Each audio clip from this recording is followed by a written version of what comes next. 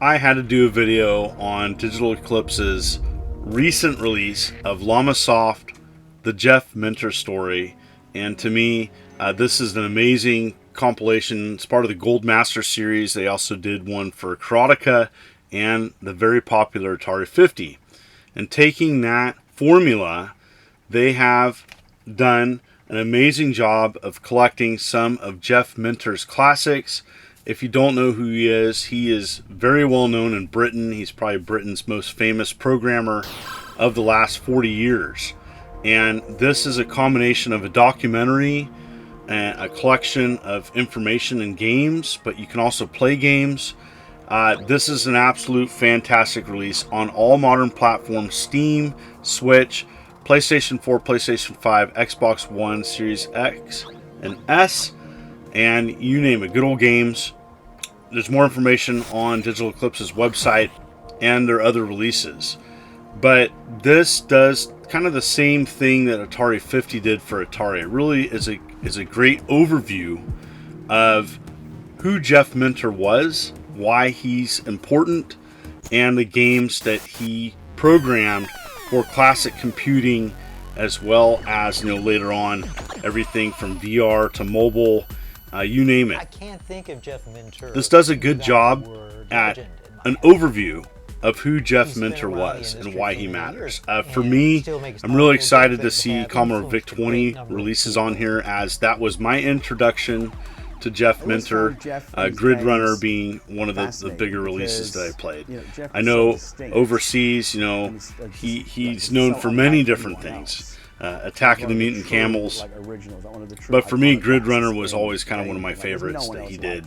But he did many other things, and I think this is a very important collection of a very important person, and I have to talk about it. I don't care if this gets 3 views.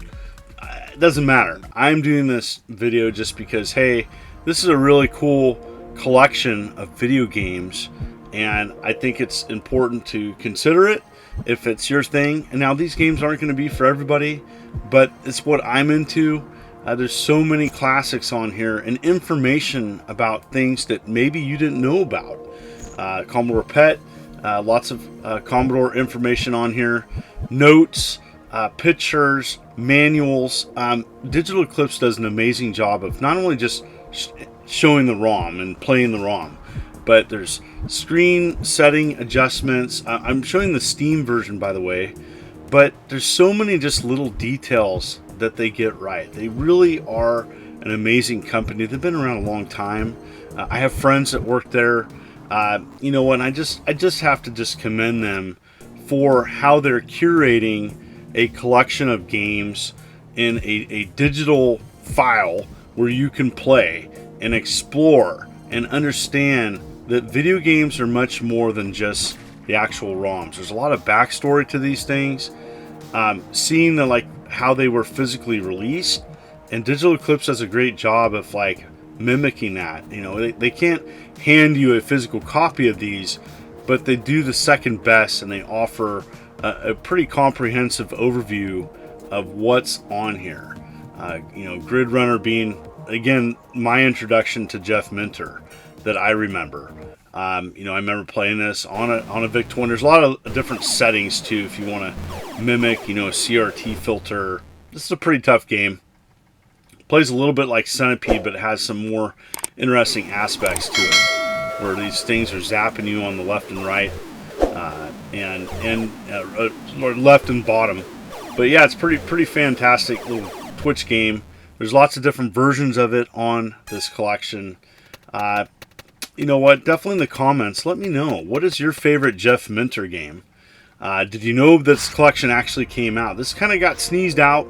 It didn't have as much fanfare, I do believe, as Atari 50. They did announce it on Atari Age. I didn't know it was coming out.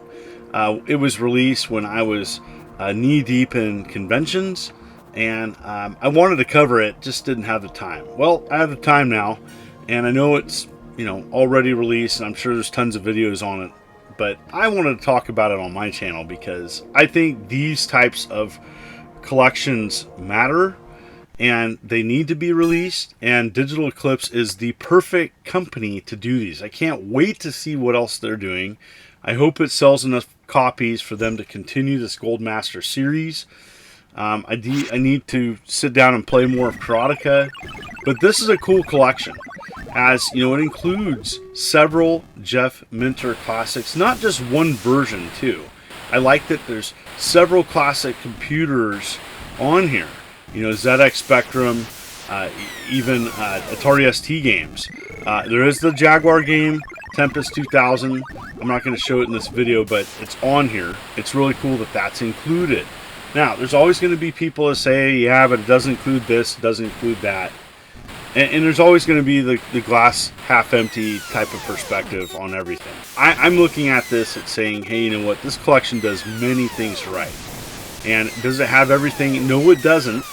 But they do a pretty awesome job of telling people who Jeff Minter was and why he matters. And he contributed so much and pushed the limits of several classic computers. I'm really excited that Llamatron 2112 is included here, and this is a game that honestly I didn't grow up with. I heard about much later, but I'm a huge Robotron fan. So I mean, I knew about this game and I've played it, but I didn't grow up with it. I did have an Atari ST in my household. One of my brother's first computers, so that was the Atari computer that I had growing up, as I was a little bit young to have an Atari 8-bit computer. But anyways, amazing game. Plays a lot like Robotron with more llamas. But yeah, really cool power-ups too. This is a well-done game, and a well-done version of it. Plays super well. I'm playing on a Steam Deck, and I'm using an Xbox One controller, and it just plays awesome. And so the Steam Deck was saying that they couldn't confirm if it played great because it has like small font. I'm just capturing footage through my computer, and it plays great.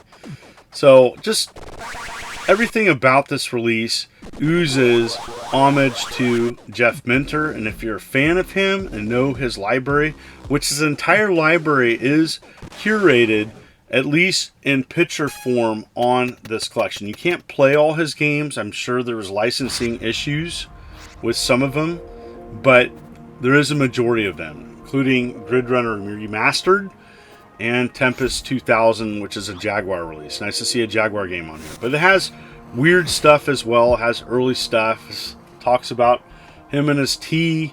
It talks about classic computing. And you may not know everything about classic computers. This is a great introduction to that, of why he mattered.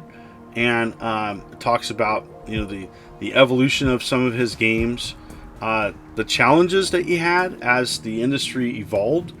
But Jeff Minter's been around a long time. You know, he survived several different generations. There's not many people that can say that. You know, there's very few one-man band people that have been around since his time that are still making games now. Playing a game, he really is truly an iconic person. Beating the final boss.